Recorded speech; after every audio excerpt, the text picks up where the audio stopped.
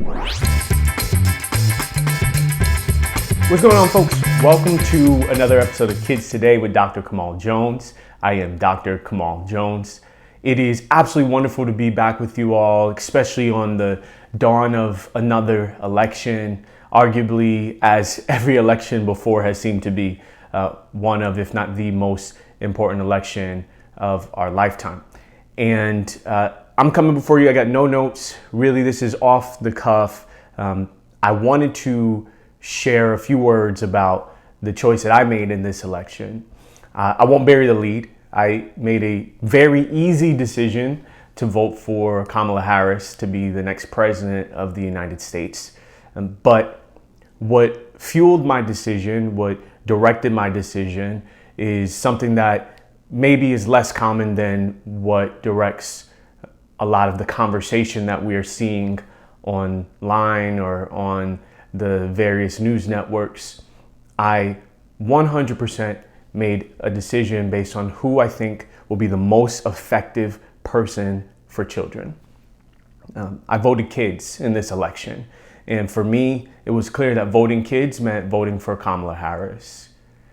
I think often of my nephew when I think about these sort of things. My nephew, 6'2", 6'3", black man, dark skin like myself.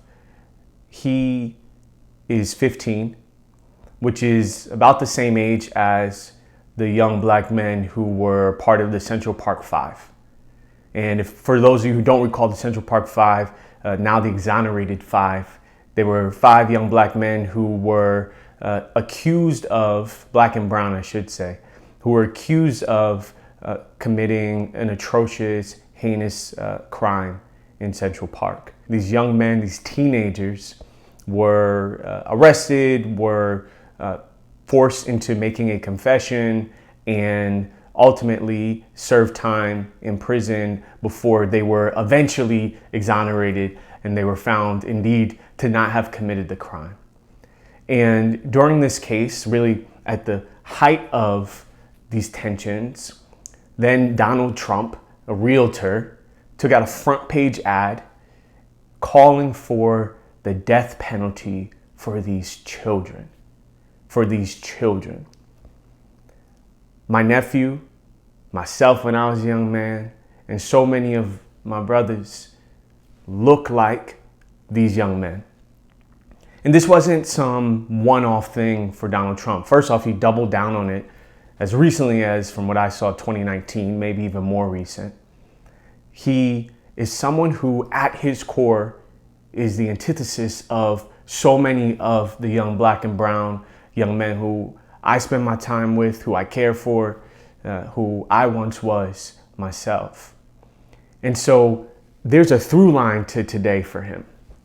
At his core, he is racist. At his core, I believe Donald Trump to be anti-children. This isn't some hyperbolic statement. I never made a statement like this about any other presidential candidate in the past. But when I sit and I think about the most pertinent issues for kids throughout our country, things like gun violence, the number one cause of death for children in our country.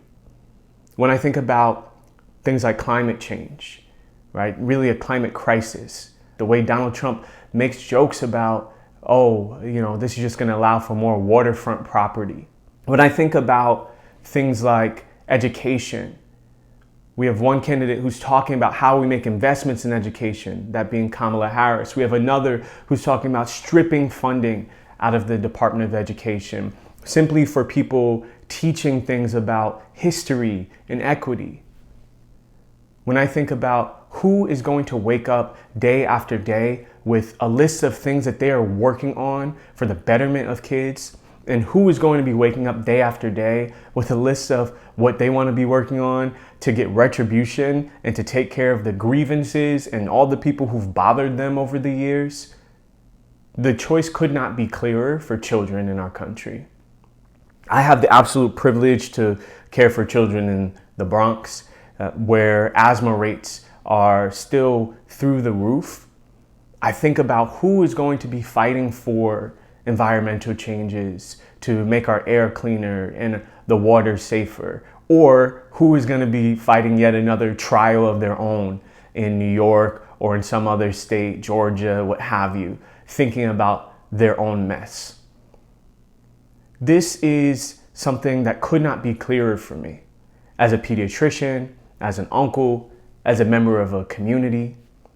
Donald Trump is an actively anti-child candidate. I think often about the child tax credit, right? We talk about and understand that we need more money in our pockets, especially if we're going to care for children in our community. Donald Trump's child tax credit would really put more money in the pockets of those who already have, whereas the tax credit being supported by Kamala Harris would put up to $6,000 into the pockets of many, many parents to care for young children, newborns. For me, the choice between these two candidates could not be clearer. This is not some lesser of two evils option. I really and firmly believe that Vice President Kamala Harris will be a president who steps up for kids, who day after day puts children in our communities first and not their own petty grievances. I really believe that Vice President Kamala Harris is the person for the job, and I am excited to support her. I'm excited to have voted for her. I'm excited to be one of millions and millions of Americans to help make her the next president of the United States. Thanks for tuning in today, folks. That is our show for today. Thank you so much for tuning in. I'm so excited to see how this election unveils, and we look forward to breaking down the results and what those results mean for kids and how we push whoever the ultimate selection is for president and down ballot, right? We have lots of choices to make. We'll see how the Senate folds out. We'll see how the House unfolds. We'll see how many of these local and state elections go and what all of these things mean for children all throughout our country. We'll catch you next time on Kids Today.